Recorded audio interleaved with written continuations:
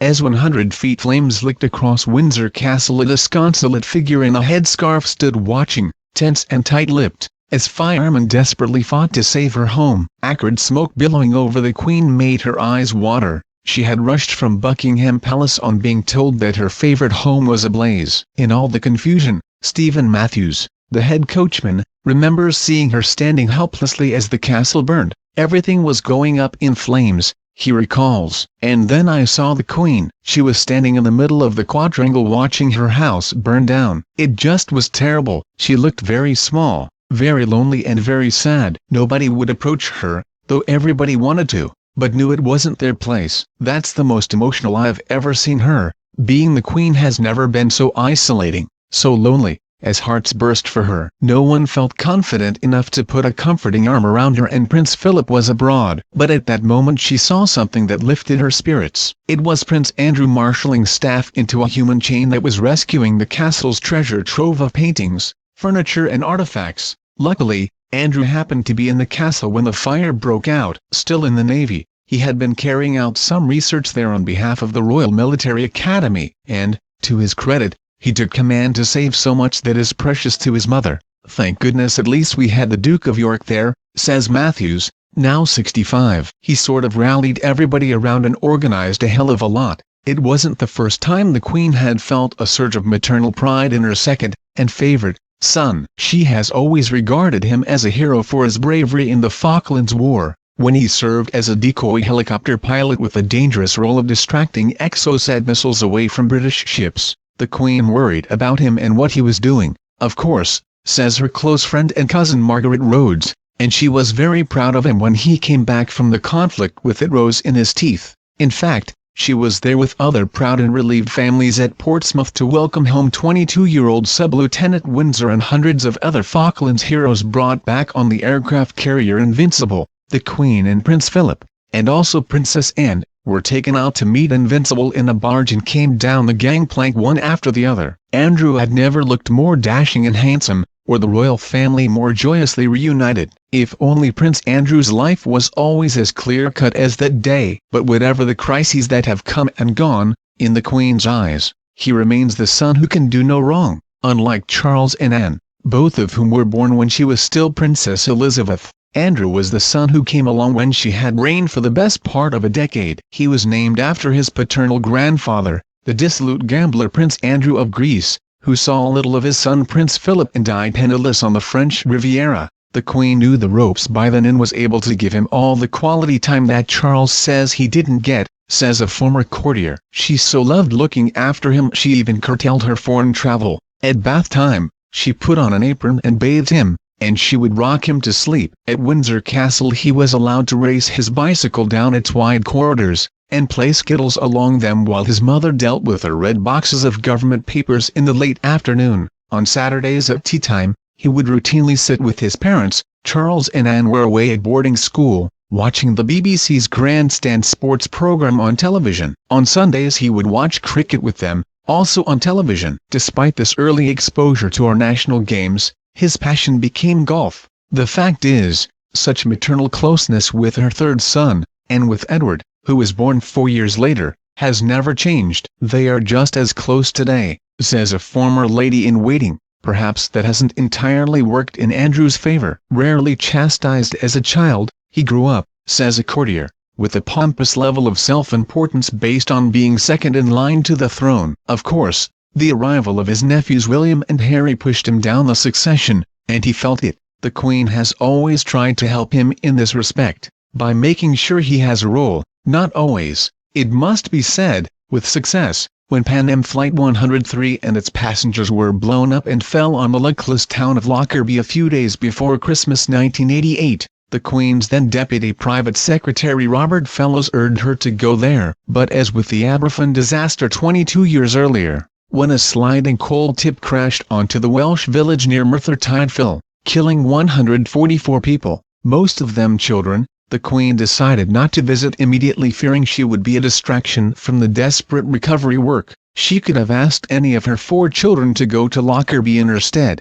but she chose Andrew. He was not a good choice. Not only did he upset the people of Lockerbie, where 11 residents were killed on the ground, by declaring that it was much worse for the Americans. 259 passengers and crew were on the U.S. airliner, but he added that it had been only a matter of time before a plane fell out of the sky. A few days later she told fellows, "I was wrong, I wish I had gone." Whether she had Andrew's faux pas in mind we do not know. Then there was Andrew's marriage to Sarah Ferguson. Here we have a woman whose adventures with other men while married to the prince deeply upset the Queen because of the humiliation heaped on her son, but for 21 years after their divorce, the couple continued to share not one home but two in a domestic arrangement of almost unfathomable complexity, as well as regularly staying with Andrew at his home, Royal Lodge, in the shadow of Windsor Castle. The pair have jointly bought, for £13 million, a sumptuous ski lodge in that most kai of Swiss ski resorts, and their favorite, Verbier, where Fergie is seeking Swiss residency. The arrangement baffles the no-nonsense Prince Philip but is accepted without question by the Queen. Even more puzzling to Philip is the Queen's apparent continuing affection towards the former daughter-in-law who brought so much embarrassment, and even shame, to the royal family. She was pictured having her toes sucked by a lover when separated, though still married, to the humiliated Andrew. In a frenetic period of marital upheaval involving 3 of her children, that poolside spectacle, with Fergie's small daughters Beatrice and Eugenie playing nearby, was the one that wounded the Queen more than any other. And yet, these days, to the bafflement of Prince Philip, the Queen is friendly towards her. She even gave Andrew permission to help bail out his hard-working but extravagant ex-wife from huge debts with £1.5 million of his own money. Long-standing Windsor Castle staff remember a Sunday around the time of the divorce when the Queen mentioned to Philip, and to Prince Edward who was with them, that the Duchess was coming to tea. A servant recalls, "The Duke said, 'I can't face that, I'm having tea in my study.' Edward then said, 'I can't face it either, I will have tea with my father.'" For her part, Fergie knew the Queen was furious about her behavior. "Her anger wounded me to the core," she has said, "the more so because I knew it was justified. I had violated her trust, I'd betrayed the bond that we'd built ever since she had invited me to Royal Ascot in 1985 as one of the younger people she enjoyed having about." When Fergie wrote her memoir, My Story, and it was serialized in Hello magazine, the Queen read it with surprising equanimity. "Better now than in 5 years' time when everything is quiet and it's all dragged up again," she told a friend. Princess Margaret's attitude to Fergie was unequivocal. Her chauffeur David Griffin was driving her to Rath Northolt when news came through that the Duke and Duchess of York were divorcing. "Poor Andrew," remarked Margaret to a companion in the back of the car. "Thank goodness he's got rid of that dreadful woman." Remarkably, even with the Duchess being non grata at court, and excluded from Christmas as Sandringham, the Queen never allowed it to affect their personal ties. So keen was she for Fergie to remain in the family orbit that she even offered her a grace and favour house near Sunninghill Park, the marital home which had been her wedding gift. It was small and unglamorous, but living there would at least provide security for the erring Duchess and the Queen's granddaughters Beatrice and Eugenie. It would also mean, as former head coachman Colin Henderson explains, that the Duchess was still in the family fold. Why on earth would the Queen want that after the disgrace of the toe-sucking holiday with American lover John Bryan? The simple answer, says a courtier, is that she was doing it for Andrew, and she was disappointed when the Duchess said no thanks to the house, for she knew that despite everything that had happened, Andrew still loved her and felt that he might be able to win her back. "The Queen has always done just a little more for Andrew,"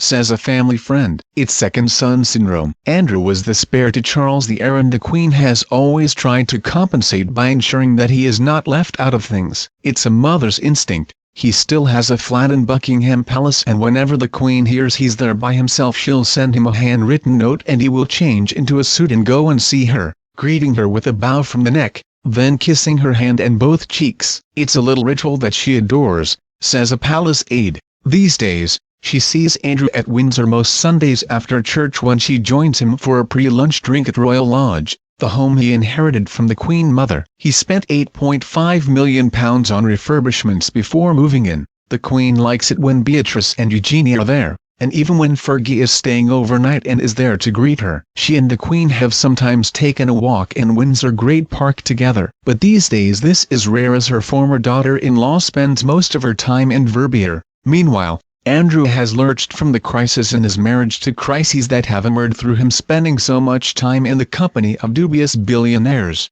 Of particular embarrassment was his friendship with wealthy American pedophile Jeffrey Epstein, who served more than a year in a Florida prison for paying teenage girls for sex. Andrew went to parties at Epstein's palatial home and accepted £15,000 from him when arranging to pay off Fergie's £1.5 million debts in 2010. Soon after Epstein's release from jail, the two were pictured walking together in New York. It was this picture that triggered the end of the prince's role as a roving international trade ambassador for Britain. The friendship caused a rift between him and Charles, and upset the Queen, who urged her son to end his links with the seedy businessman. Then there was the curious saga of Sunninghill Park, the house she had built for him and Fergie close to her in Windsor Great Park as a wedding gift, which he subsequently abandoned and sold at an inflated price to a Kazakh billionaire. Just the other week it was bulldozed to the ground. In the eyes of some friends, this is Andrew displaying a cavalier attitude. The Queen, however,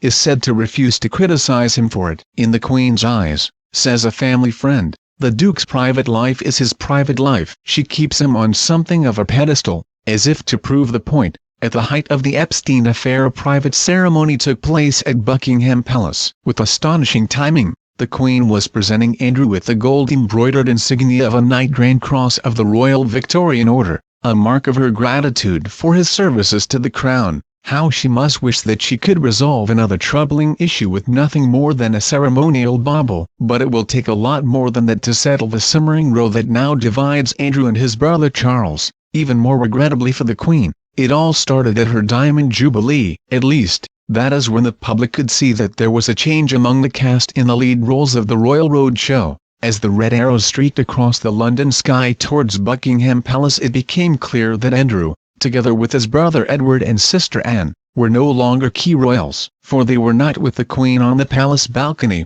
At her age, it was inevitable that many executive decisions should have been handed to Charles, now 69 and the longest-waiting heir to the throne in British history. But this was a dramatic statement of intent by Charles, who long ago decided that when he is king the royal family would be slimmed down. Andrew was furious, Edward dismayed, while Anne, the hardest-working royal, remember, knew that as the only woman in the Queen's family, she would always have a role. The Queen was uncertain about the plan at first, recalling how, 10 years earlier, at her Golden Jubilee, the family had filled the balcony and the public loved it. But with Prince Philip in hospital with a bladder infection, she was relying heavily on Charles. At the time, Charles was close to her senior advisor, her private secretary Sir Christopher Gite, though they are close no longer, and had been told he could initiate some of the changes in style he wanted as king. Reluctantly, the Queen accepted Charles's view that the changes were necessary because the mood of the public was for what one courtier describes as an economy monarchy.